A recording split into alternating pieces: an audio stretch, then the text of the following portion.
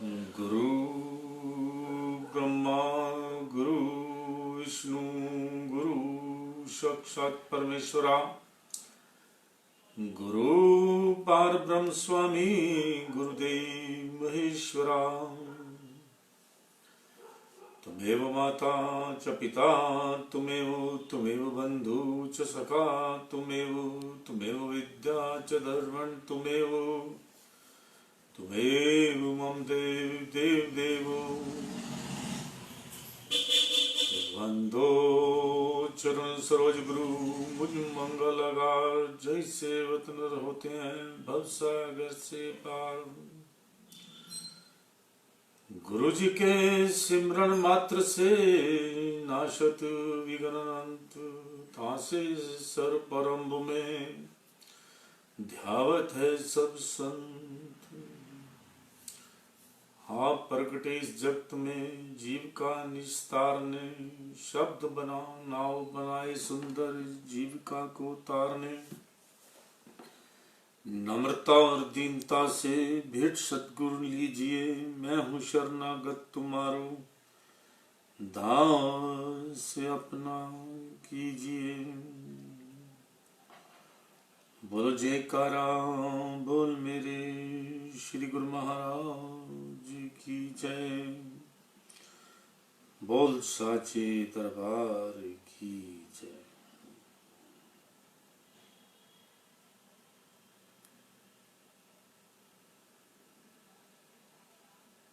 आज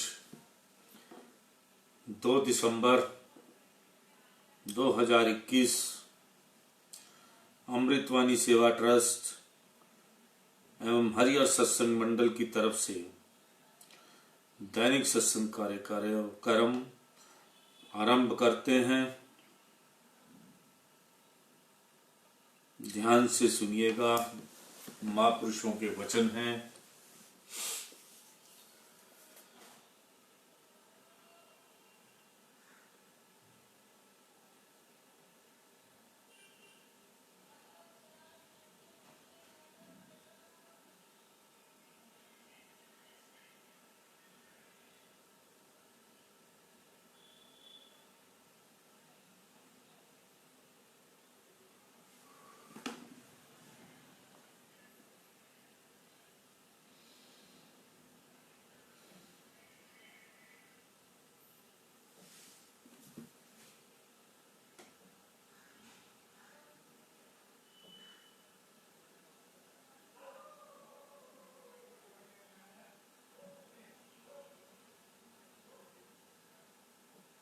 काम करते करते सीधा उठकर आकर भजन पर बैठना,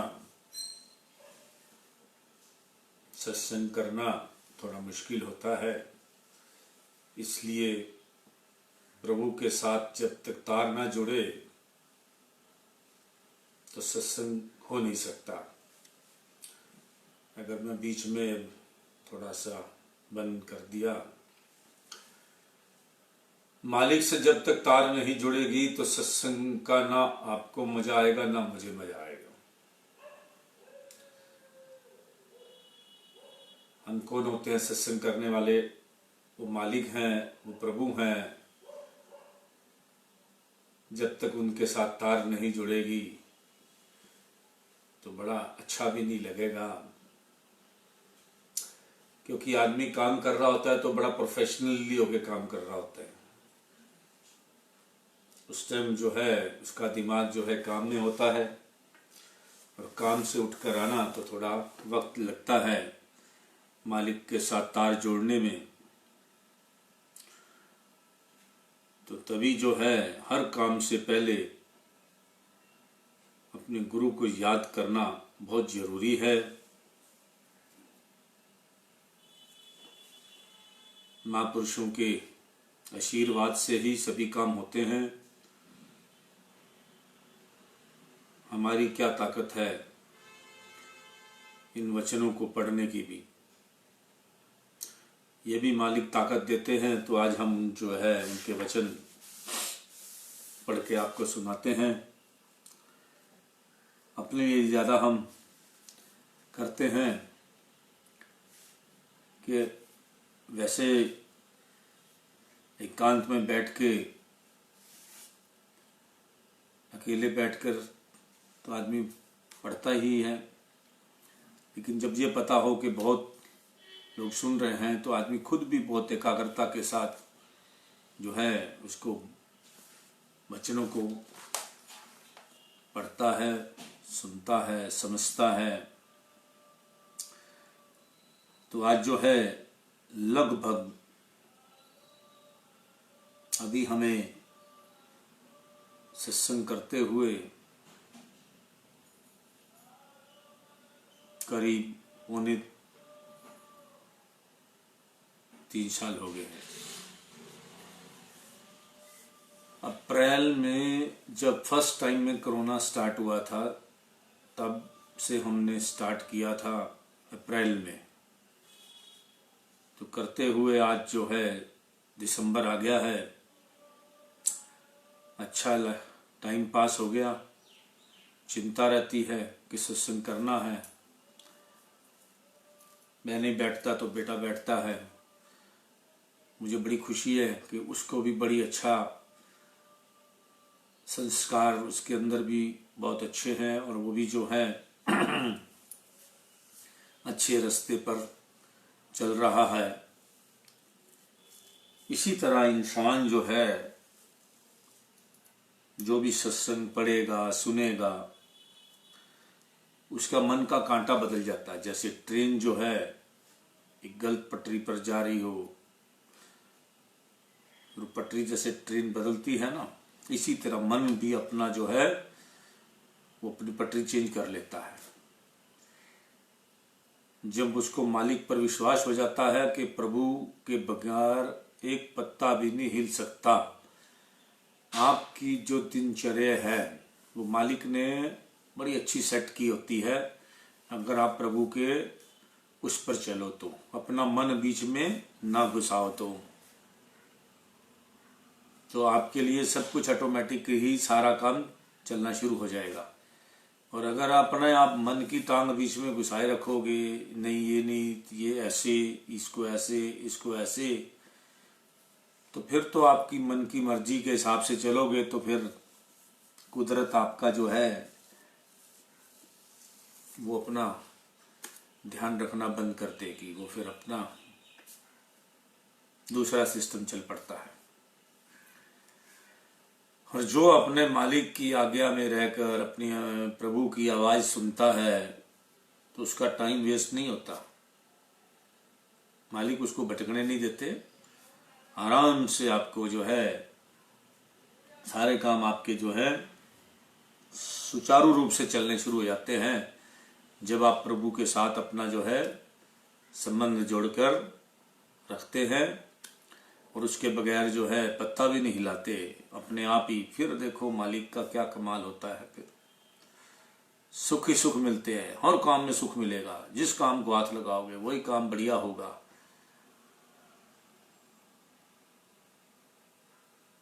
मुझे तो ये निश्चय है, मेरा ये पक्का अनुभव है कि जो तुध भावे सोई भलीकार, तू सदा सलामत निरंकार। जो मालिक चाहे वो करे, हम उसकी आज्ञा पर चले तो वो सबसे अच्छी बात है। मन खुश रहता है, मन शांत रहता है, टेंशन खत्म हो जाती है। अमृत वचन आरंभ करते हैं। भक्ति मार्ग की सर्वश्रेष्ठता सेवक को सद्गुरु की आज्ञा पर चलना है। देखो सत्संग में सबसे पहले वही आया, अभी मैंने पढ़ा नहीं था ये। कार्य तो सब भगवान करते हैं और यश मिलता है सेवक को। उदाहरणतः कार्य तो सब भगवान राम की कृपा से हुआ, परंतु यश मिला हनुमान को। कार्य तो सब भगवान कृष्ण ने किया, परंतु यश मिला अर्जुन को। इसलिए सेवक को चाहिए कि अपने गुरु की आज्ञा पर दृढ़ता से चलता चले, ताकि उसके भी सब कार्य पूर्ण हो। कितनी बड़ी बात है। काम तो सब करते हो तुम कन्हैया, मेरा नाम हो रहा है। ये भजन ऐसे नहीं बना, बहुत रस है इस भजन में। करते हो तुम प्रभु जी, मेरा नाम हो रहा है। सतगुरु की मौज और आज्ञा में अपने मन को चलाने में ही सेवक की भलाई है। सत्य असत्य विचार ना कीजिए, गुरु का कथन मान सब लीजिए। इसी में ही गुरु भक्ति का संपूर्ण भेद समाया हुआ है। अपनी बुद्धि व चतुराई का त्याग कर दो। दूसरे की बात उचित हो या अनुचित सब सुन लो। क्रोध ना करो और ना ही आधे में बात को काटो। जिन बातों का मन पर बोझ हो वह सब मालिक के चरणों पर अर्पण कर दो, क्योंकि बोझिल मन से भजन अभ्यास नहीं हो सकता। दया की भावना बढ़ाओ। दूसरों का दुख अनुभव कर विनम्र दिल से समय समय पर उसकी सहायता करो, ताकि वह उस दुख से छुटकारा पा सके। दूसरों का दुख हरने से अपने अंतर में सुख और शांति प्रतीत होती है। बाह्य परिवर्तन के साथ साथ भीतरी मन का परिवर्तन होना भी जरूरी है। यदि भगवान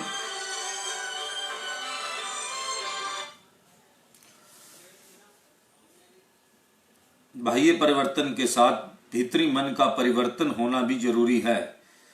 यदि भगवान से हार्दिक प्रेम नहीं होगा तो संसारी मोह की दीवार जो भक्त और भगवान के बीच बाधा है नहीं टूटेगी। परिश्रम अधिक से अधिक करो, चिंता बिल्कुल ना करो। मन की आशाओं से सदा स्वतंत्र रहो। दिल में सबके हित की चाह रखो।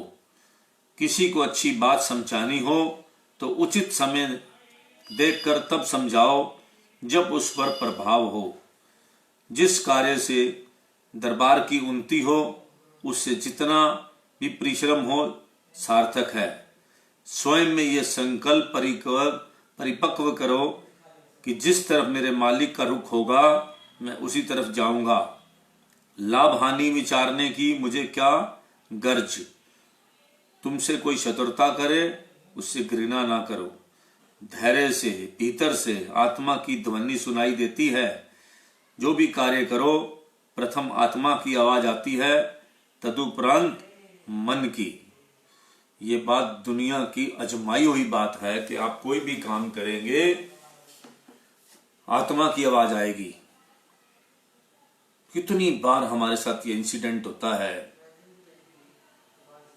कि हम आत्मा की आवाज को दबा देते हैं और मन की आवाज को सुन लेते हैं, अपने मतलब की बात सुन लेते हैं, जिससे हमें बड़ा नुकसान होता है। बाद में हम सोचते हैं जब मैं घर से चला था अंदर से तो ये आवाज आई थी कि इधर मत चलो, लेकिन जबरदस्ती हम आ गए। और कई बार नियति भी ले आती है, इसमें भी कोई शक वाली बात नहीं है। ऐसे हमें भी कई बार पता लग जाता है कि हम जा रहे हैं, टाइम वेस्टिंग है। आत्मा चिल्ला चिल्ला के कहती है टाइम वेस्टिंग है, लेकिन प्रेशर होता है, कई बार मजबूरी होती है।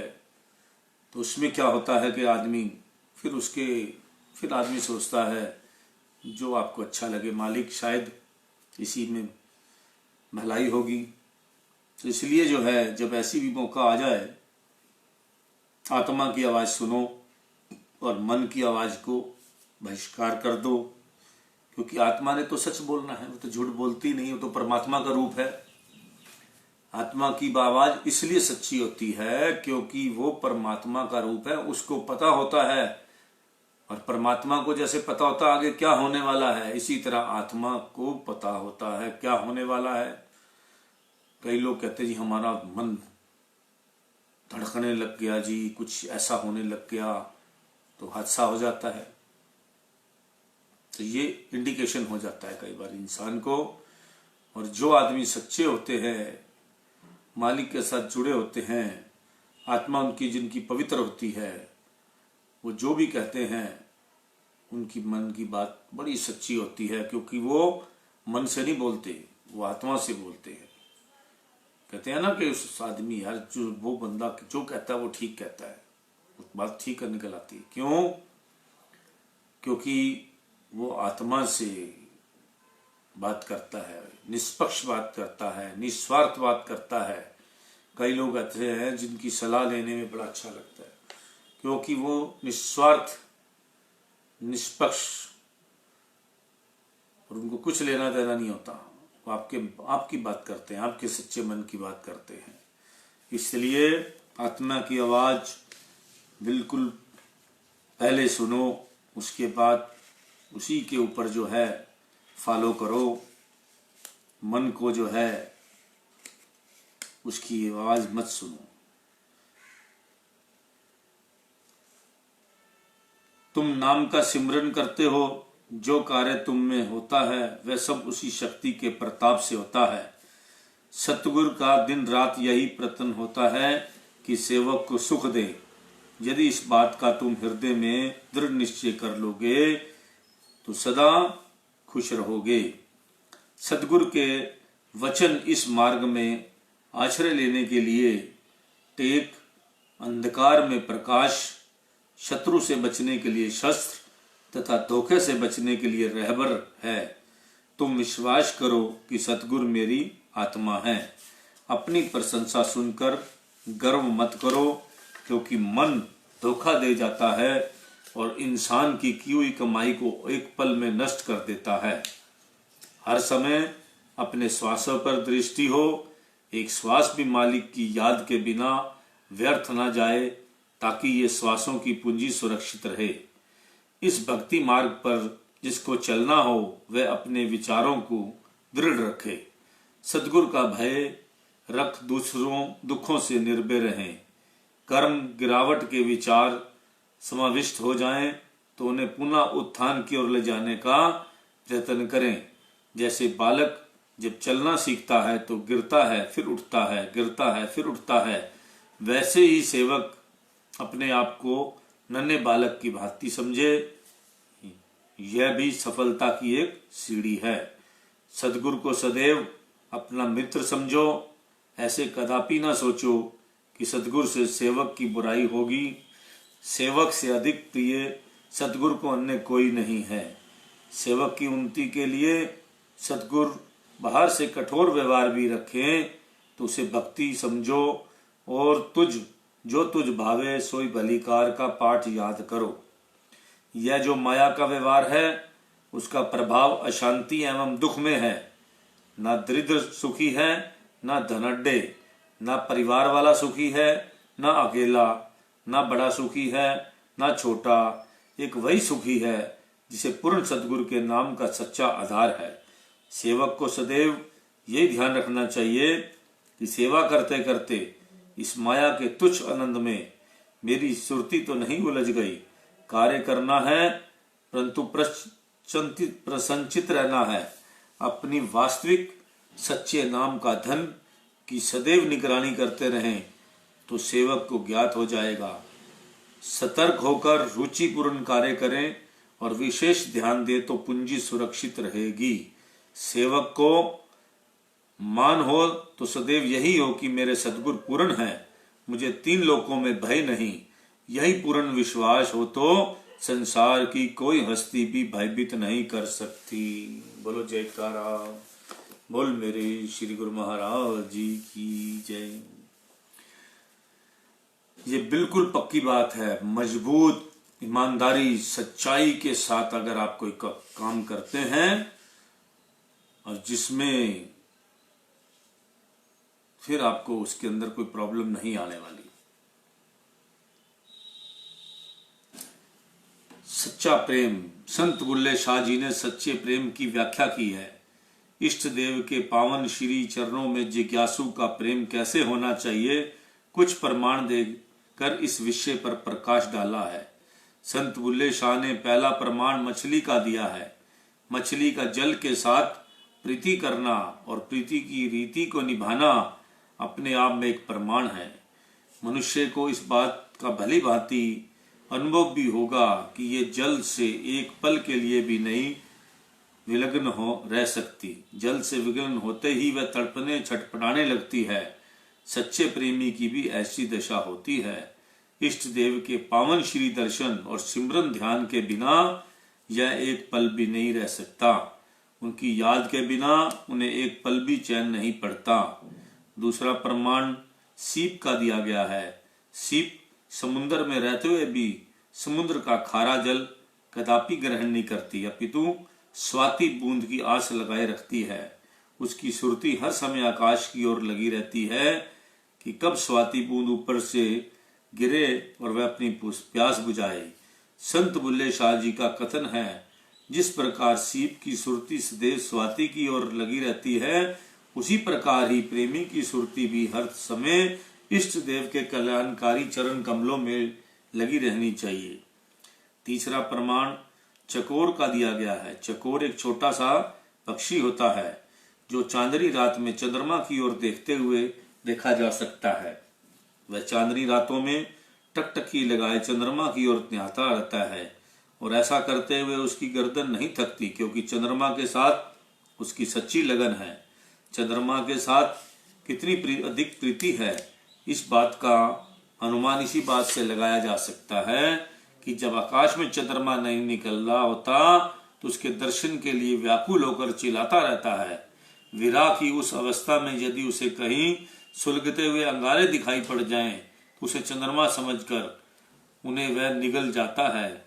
परंतु यह कितनी विलक्षण बात है कि उस गरम गरम अंगारों से ना तो उसकी चोंच ही जलती है और ना ही अन्य कोई हानि पहुंचती है, अपितु उसके कारण उसके हृदय की विरह वेदना और भी अधिक प्रज्वलित हो जाती है।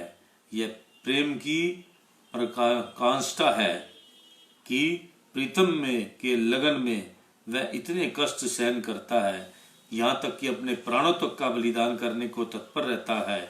इस प्रकार चकोर पक्षी यह शिक्षा देता है कि प्रेम पथ पर आने वाले कष्टों से कभी भी प्रेमी को घबराना नहीं चाहिए। इस मार्ग में यदि प्राणों का बलिदान भी करना पड़े तो पीछे नहीं हटना चाहिए। चौथा प्रमाण कीट और भृंगी का है। भृंगी एक प्रकार का कीड़ा होता है जो दीवारों आदि में छोटे छोटे घरौंदे बनाकर उसमें रहता है। वह किसी कीड़े के बच्चे को उठाकर अपने घरौंदे में ले आता है और उसके चारों ओर फिरते हुए निरंतर गुंजार करता रहता है। भृंगी द्वारा उस कीड़े के चारों ओर फिरने तक उसकी निरंतर ध्वनि के कारण उस कीड़े की यह स्थिति हो जाती है कि उसे निरंतर उसका ध्यान बना रहता है। उस ध्यान में लय हो जाने के कारण वह कुछ दिनों बाद भृंगी का ही रूप बन जाता है। जिज्ञासु को भी इसी प्रकार अपने इष्ट देव के ध्यान में लीन रहना चाहिए। यह ध्यान परिपक्व हो जाता है तो ध्यान ध्याता ध्येय एक रूप हो जाते हैं, अर्थात प्रेमी इष्ट देव के रूप में लय होकर वही रूप हो जाता है। अभिप्राय यह है कि सच्चे प्रेम में प्रेमी पूरी तरह इष्ट देव के सिमरन ध्यान में लीन रहता है।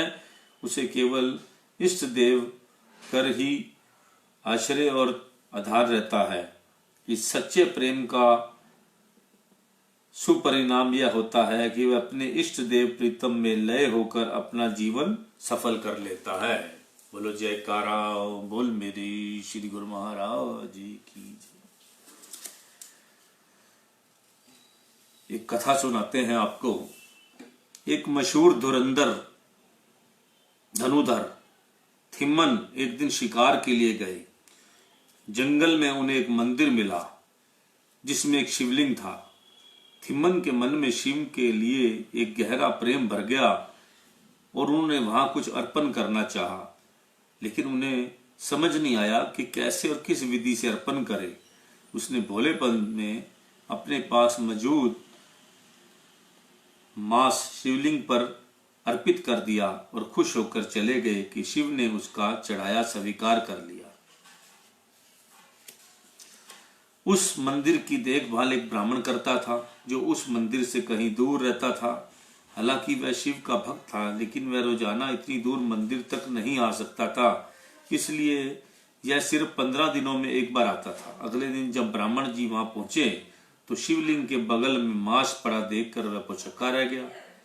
यह सोचते हुए कि यह किसी जानवर का काम होगा, उसने मंदिर की सफाई कर दिए अपनी पूजा की ओर चला गया। अगले दिन थिम्मन मांस अर्पण करने के लिए लाए। उन्हें किसी पूजा पाठ की जानकारी नहीं थी, इसलिए वह बैठकर शिव से अपने दिल की बात करने लगे। वह मांस चढ़ाने के लिए रोज आने लगे। एक दिन उन्हें लगा कि शिवलिंग की सफाई जरूरी है, लेकिन उसके पास पानी लाने के लिए कोई बर्तन नहीं था, इसलिए वह झरने तक गए और अपने मुंह में पानी भर कर लाए और वही पानी शिवलिंग पर डाल दिया। जब ब्राह्मण वापस मंदिर आया तो मंदिर में मांस और शिवलिंग पर थूक देखकर घृणा से भर गया। वह जानता था कि ऐसा कोई जानवर नहीं कर सकता, यह कोई इंसान ही कर सकता है। उसने मंदिर साफ किया, शिवलिंग को शुद्ध करने के लिए मंत्र पढ़े, फिर पूजा पाठ करके चला गया। लेकिन हर बार आने पर उसे शिवलिंग उसी अशुद्ध अवस्था में मिलता। एक दिन उसने आंसुओं से भरकर शिव से पूछा, हे देवों के देव, आप अपना इतना अपमान कैसे बर्दाश्त कर सकते हैं? शिव ने जवाब दिया, जैसे तुम अभिमान समझते हो, वह एक दूसरे भक्त का अर्पण है। मैं उसकी भक्ति से बंधा हुआ हूँ और वह जो भी अर्पित करता है उसे स्वीकार करता हूँ। अगर तुम उसकी भक्ति की गहराई देखना चाहते हो तो पास में कहीं जाकर छिप जाओ और देखो, वह आने ही वाला है। ब्राह्मण एक झाड़ी के पीछे छिप गया। थिम्मन मांस और पानी के साथ आया। उसे यह देखकर आश्चर्य हुआ कि शिव हमेशा की तरह उसका चढ़ाया स्वीकार नहीं कर रहे। वह सोचने लगा कि उससे कौन सा पाप हो गया। उसने लिंग को करीब से देखा, पाया कि लिंग की दाहिनी आंख से कुछ रिस रहा है। उसने उस आंख से जड़ी बूटी लगाई ताकि वह ठीक हो सके, लेकिन उसमें और रक्त आने लगा। आखिरकार उसने अपनी आंख देने का फैसला किया। उसने अपने एक आंख निकाला, अपनी दाहिनी आंख निकाली और उसे लिंग पर रख दिया। रक्त टपकना बंद हो गया और थिम्मन ने राहत की सांस ली। लेकिन तभी उसका ध्यान गया कि लिंग की बाई आंख से भी रक्त निकल रहा है। उसने तत्काल अपनी दूसरी आंख निकालने के लिए चाकू निकाल लिया, लेकिन फिर उसे लगा कि यह देखना नहीं पाएगा कि उस आंख को कहाँ रखना है। उसने लिंग पर अपना पैर रखा और अपनी आंख निकाल ली। उसकी अपार भक्ति को देखते हुए शिव ने थिम्मन को दर्शन दिए। उसकी आंखों की रोशनी वापस आ गई और शिव के आगे दंडवत हो गया। उसे कन्नप्पा नयनार के नाम से जाना गया। कन्ना यानी आंखें अर्पित करने वाला, नयनार यानी शिव भक्त। तो इस तरह करके इतने इतने प्रेम से भक्ति करने वालों की बहुत कथाएं हैं जो सामने थोड़ी बहुत ही आती हैं। बाकी तो जो है इतना जो है तो जो पुराने समय लोग लिखते थे, बहुत पुरानी कथाएं हैं। उस जमाने में लोगों की इतनी हिम्मत होती थी अपनी आंख निकाल कर देने की। आज कलयुग का आदमी तो बहुत कमज़ोर है। इसको तो 24 घंटे भगवान के सहारे के बगैर आज के टाइम में कलयुग का आदमी मिला मालिक के सहारे चल ही नहीं सकता। लिख लो इस बात को, जो बिना भगवान के सहारे बिजनेस कर रहे हैं या अपने आप के अपनी ताकत समझते हैं तो वो कभी भी सफल नहीं होंगे। ये कलयुग है, इसके अंदर इंसान भटकता बहुत जल्दी है, क्योंकि माया जो है फटाफट उसको पकड़ लेती है और आलस और उसमें डाल देती है और कई भ्रम ज्ञानों में डाल देती है। इसलिए कलयुग के जीवों को बहुत ही ध्यान पूर्वक अपने ब्रह्म ज्ञानों से निकल कर अपने ब्रह्म ज्ञान में अपने मालिक की सच्ची भक्ति करनी चाहिए, जिससे क्या है कि वो मालिक के सहारे तर सके। अपना जो है, जो ये हमारा भाव सागर पार करने का है, जिस काम के लिए हम इस संसार में आए हैं, प्रभु का सिमरन करके और अपने मालिक के दर्शन करके और अपना ज्योत में ज्योत समाने का हमारा जो प्रोग्राम है, हम उसको लागू करें, उसलिए हम आए हैं। नहीं तो इसी तरह भटकते रहेंगे, मौत का इंतजार करते रहेंगे, मौत थक जाएंगे, आएगी चली जाएगी, फिर हम 84 लाख के जोनियों में पड़ जाएंगे, फिर प्रभु पता नहीं कब मिलेंगे।